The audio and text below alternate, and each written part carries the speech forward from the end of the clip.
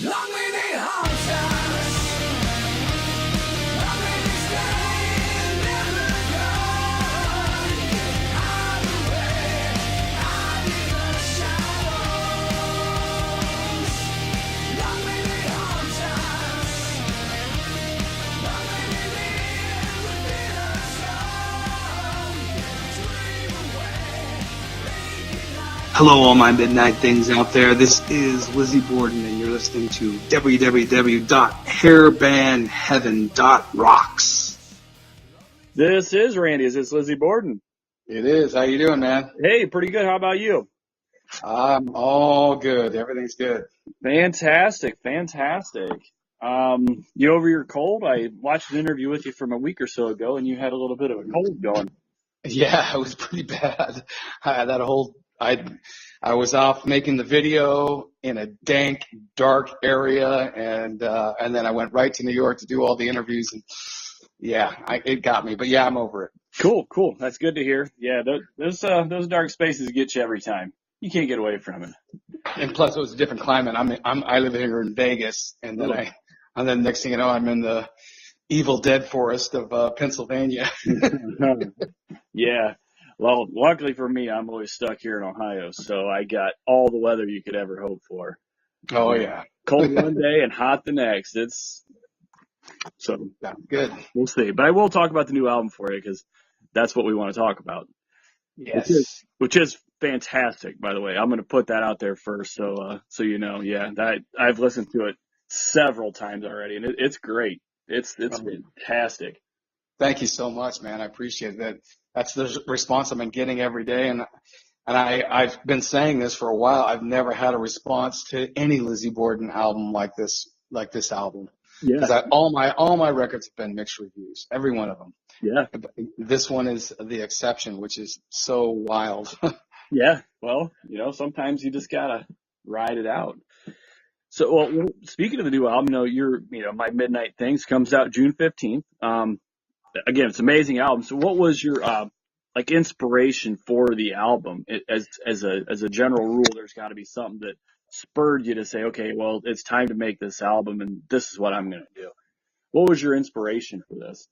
The main inspiration was playing for, we tour all over the world and in Europe, and we played Russia, we played South Korea, and everywhere the audience was so young and they were so enthusiastic, and they were kind of reacting more to certain songs in the catalog than others. And that's when I started realizing it didn't matter what country, everywhere they reacted to the same songs in the set. So that kind of made me realize, okay, now I know what they want as far as what they're responding to. But I also knew that anyway because I wrote those songs anyway. So I kind of knew the winners.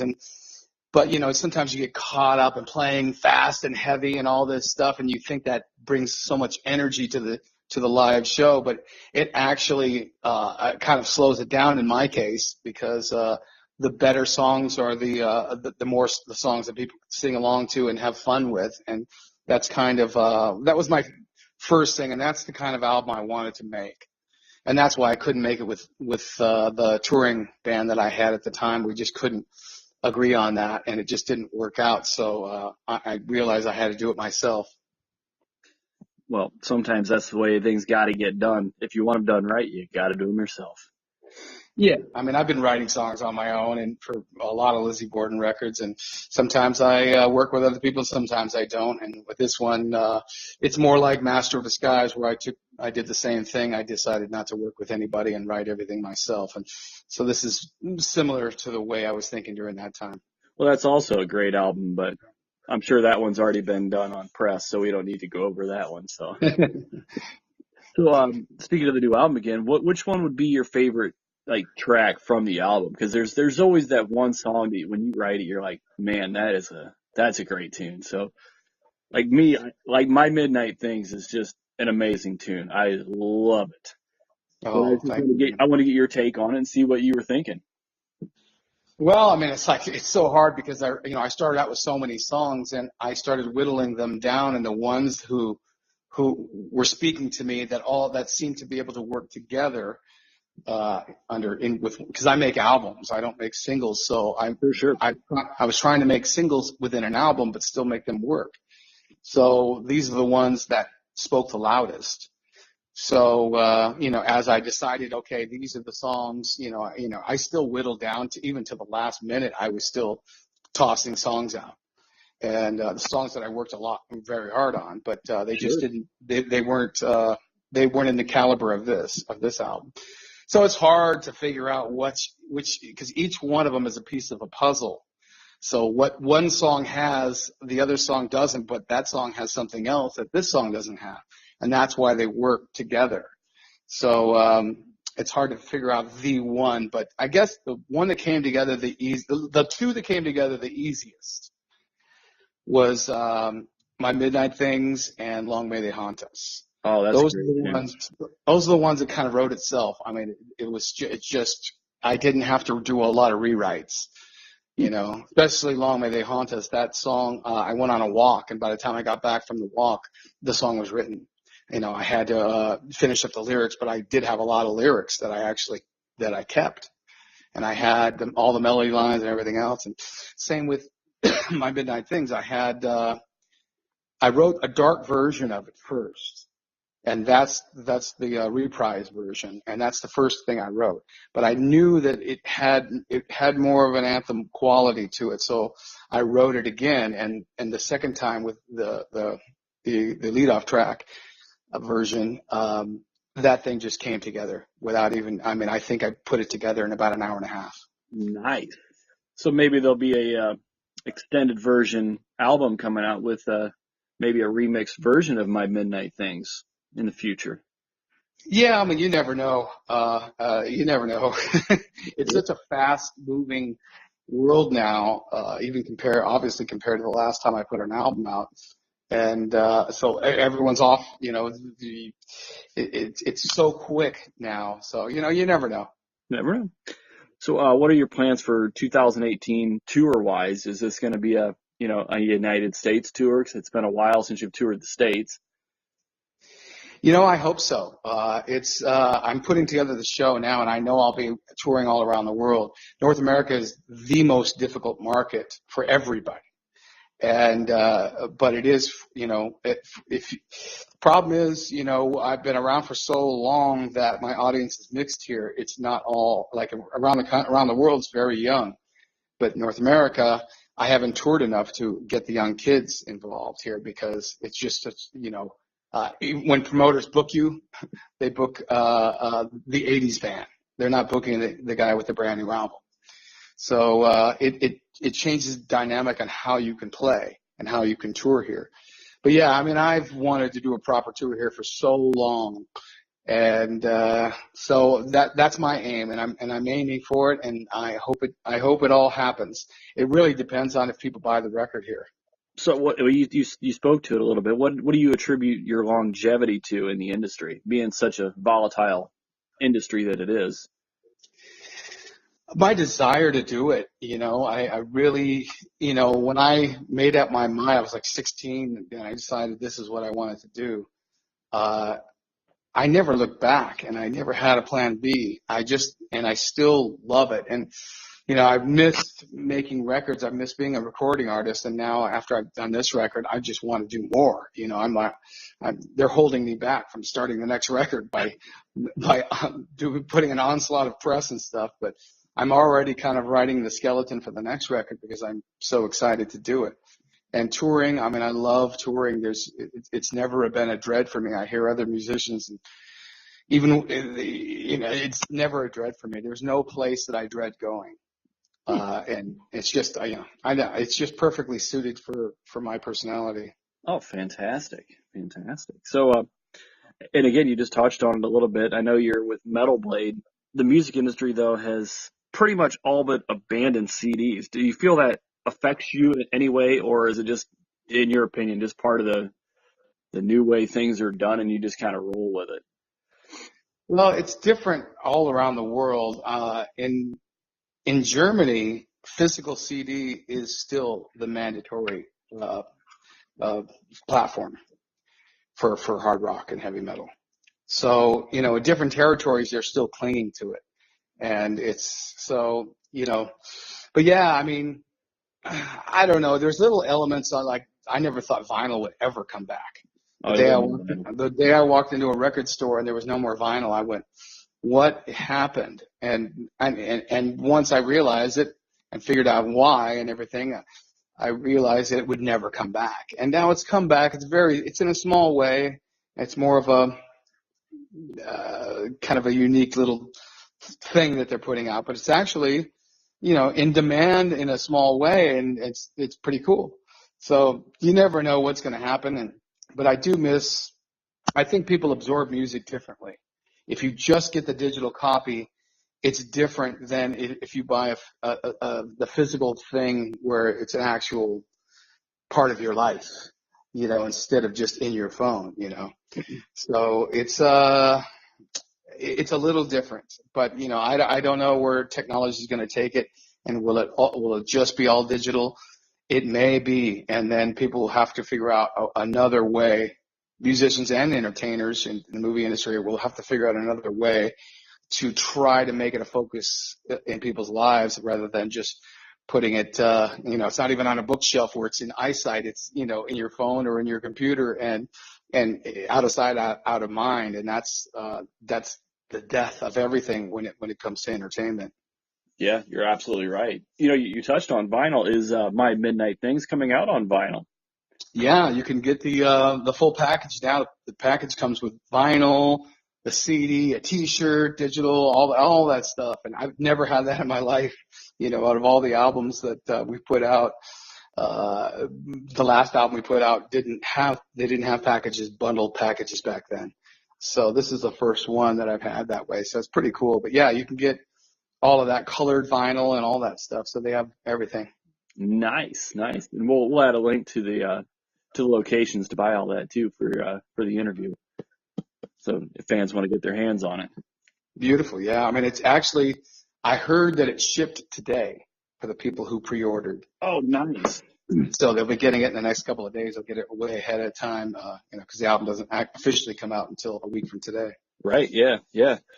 So we touched on this also, but like with today's technology and everything with social media, do you get behind the social media and try to use that to push your music out to the fans, or do you just kind of do what really you do? That's all there is now. That is marketing now. It used to be you'd have a big publicist, they would get all the press and that would trickle to the radio stations. If the radio stations saw that you were getting very popular in the media, then they would play your records. So it would all trickle around, but that whole structure is completely gone. It's over. So now the new structure is all social media. That's the new marketing tool. And there are magazines and there are radio, but they're on a much smaller level than they used to be. And that's fine. There's just more of them, which is cool too. It's like you took this big conglomerate and broke it up into a million little pieces. And you do a million little interviews and a million little, whatever you can do to try and get the word out. And it does work. And it's a new way of doing it, new to me especially. Sure. And so I'm embracing it, and I'm trying to do more of it. Their record company is trying to get me to do more of it, but we'll see as we go. There you go. So do you run your own Facebook page on that note, or do you have someone else that does that for you and you just feed them what you need to the fans to know? A little of both. I mean, the record company does a lot of stuff on my pages because I have, all of them. I have the Instagram and the Facebook and Twitter and all that. So they do stuff, and then I do stuff too. Okay. So, and you touched on this too. You've played all around the world. You've been everywhere. So, where are some of your favorite venues that you've gotten to play? Whether they're here, there, anywhere. At 35 years, you do so many different things. Even stretching back to, you say from Ohio, right? Yes, sir. We broke the record in Columbus in 1985 for attendance. I forget what the name of the club was. And then Cleveland, the first night of Motorhead took us on tour. That was our first tour, first major tour. And, the first night I think was in Cleveland. Okay. So, you remember these little things that happen, but we just somewhat recently played South Korea, which I never thought I would even go, let alone play. I mean, I've been to Japan and we played Japan, but South Korea, I never even had that on the target, and we ended up playing there, and it went down amazing. It was actually one of the better shows that particular lineup ever played. So it was, and then, of course, we ended the last tour in Russia, which I thought I would never go or play. And that was, again, the same response. And in fact, it couldn't have been a better ending to the anniversary tour that we had done.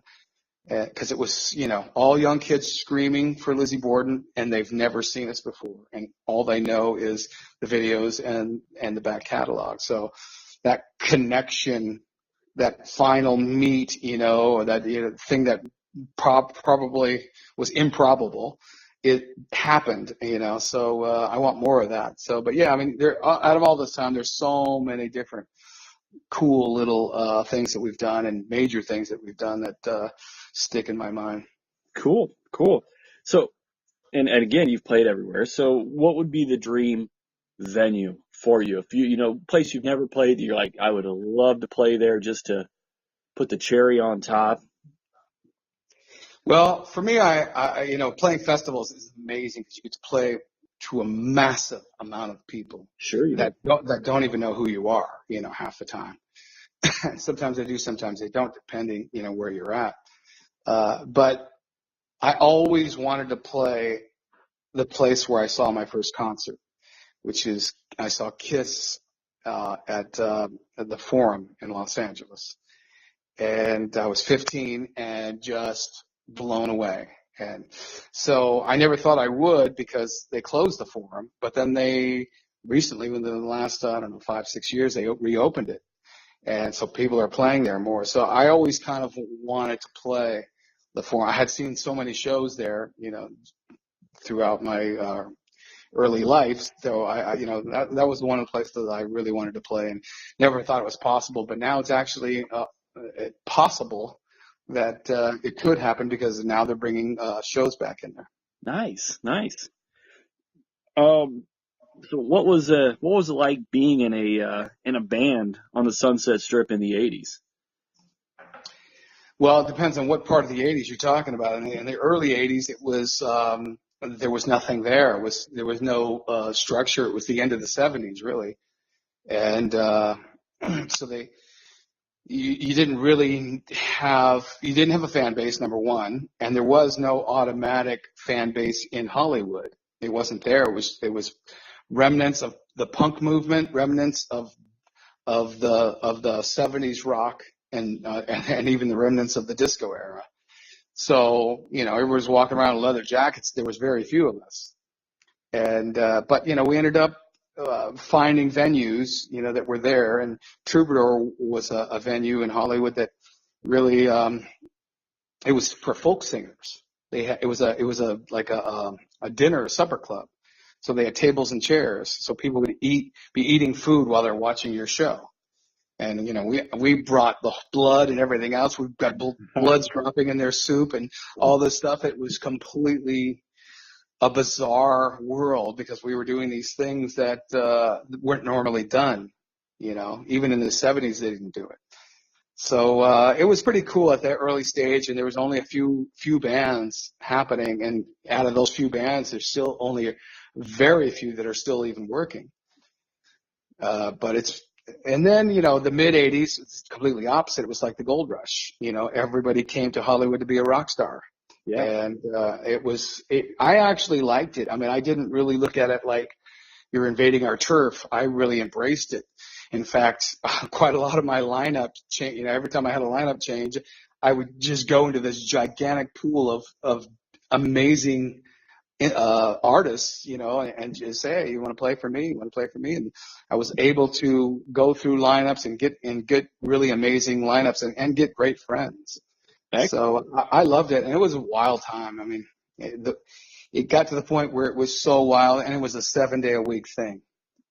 So that was another thing. It wasn't just the weekend warriors. It was because all the kids were very young, so they were coming from school, and they would just come to Hollywood. So it was crazy. And bands played every night, so you could go out every night and see a band and be part of that whole experience. It was great. I see. I see. So, well, and obviously you've played with tons of people. Speaking of all these musicians, are there any that you're like, man, I can't believe I played with that guy, or this guy would be a guy that I'd really love to play with if I got a chance? Are those people out there still? You like notable Oh, people that you've gotten to jam with or play with or have helped you along the way? And you know what? It was mainly acquaintances back then because we actually were trying to blow each other off the stage. sure, you were. So it was like, it was just, we're playing together tonight. Okay, well, we're going to blow you off the stage. And they're saying the same thing to us, So it was kind of rival innocent gangs, having trying to outdo each other.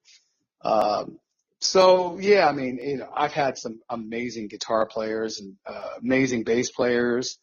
So I don't know. I mean, I love to, I'm changing up the lineup now too. Right now, and I'm excited for what's about to happen because it's going to be a whole new band again, a whole new lineup. I've had so many different ones but for this touring lineup for the Midnight Thing show, I want to find people that are suited for this particular show, which is what I always try to do. Whatever album I write and produce and come out with, I try to find a lineup that would suit that album. Okay. And it's much better live. And, cause you don't want to try and fit other people into things that don't really work. And then they end up trying to rewrite the songs or retweak the songs to fit into their style. I do the opposite. I usually find people that can fit into my style. There you So go. yeah, I'm excited to see what I'm about. I mean, I haven't even started to look for the musicians yet, but as soon as a week from today, then all my focus, besides doing the remaining press, is going to be on putting the live show together. Oh, fantastic. Fantastic. Um, well, I'm about done with your time. I don't want to keep you because I know you got stuff to do. So are there any new bands out there that you're really digging right now? They're like, wow, I wish these guys would be bigger, or, this band here is really cool. Something that your fan base might want to look into that they wouldn't look into. My fan base, especially North America, is so different. So I wouldn't even begin to think what they like because I know they like everything and lots of different things. But as far as what I like, I usually like any new band that comes down the pike, especially nowadays, if they have an influence that are influenced with the bands that I'm influenced by, then I usually like them. In this case, Ghost. I can hear Blue Oyster Cult. Blue Oyster Cult's one of my favorite bands. We even did a cover of their song, one of their songs, and put it on one of my albums. So they're a huge influence on me, and Blue Oyster Cult was. So to hear Ghost come out and kind of use some of the essence of Blue Oyster Cult, I really dig. So I'm liking that band a lot. I like the Darkness too because I'm a big Queen fan, and you can hear Queen. Like if you mix two bands together, you get the Darkness, which is AC/DC and Queen, which is two bands that are very unlikely Yeah. to mix together. So yeah, like I said, I like the bands that are influenced by the bands that I'm influenced by. Fantastic. And both those bands you mentioned, they're great. The Darkness Yeah, is actually they're coming both. to, the Darkness is going to be coming to Ohio on tour, and Ghost was just through here. Yeah, and both bands are doing really well. So, and they're influenced by the 70s, and the stuff that I'm influenced by. So I'm happy for them. Yeah, absolutely. Are there any last words or thoughts you want to give out to the fans? You want to shout out anything, websites, any of that stuff? Yeah, it's Real Lizzy Borden at all the platforms. Okay. So it's Real Lizzy Borden. But yeah, I mean, the thing I always say is fans have no idea how much power they have in putting down that $10 to buy that CD or whatever. For any band, not just me, but it almost guarantees that we'll be playing in that territory. because we see if the album sells, quite a lot in Ohio, we're playing Ohio. And that's just the way it goes, and that's how it works. And if your CD doesn't sell, people just stream it or whatever. That's another kind of thing you have to figure out, because you go where people who bought the record, then that's how you know how many people will come to see the show. So that's kind of how it works nowadays. It's very different. So I'm hoping everyone puts down the $10 and buys the album, and they can stream all they want, of course, but at least put down the $10 one time to buy the record. Fantastic. Well, I know I put my money down. We're gonna have the album coming here real soon. So, Beautiful. and you said that the pre-order's already shipped, so it should be showing up pretty soon, I hope. Yeah, I've been hearing from fans all day that that they got the shipping order today, so it should be there to their house in the next couple of days. So it's all about to happen. This whole excursion that I've been on for the last year and a half. Yeah. And then then the whirlwind will continue as you go on tour. Yep, the train gets back on the track, and we start my Midnight Things world tour. Look forward to seeing it. Hopefully you come around so we can check that out. Yeah, we came back. We came through last time on the last tour, so I couldn't miss Ohio. It would be impossible. So I'm gonna hopefully put this North American tour and do a proper U.S. tour. That's my goal.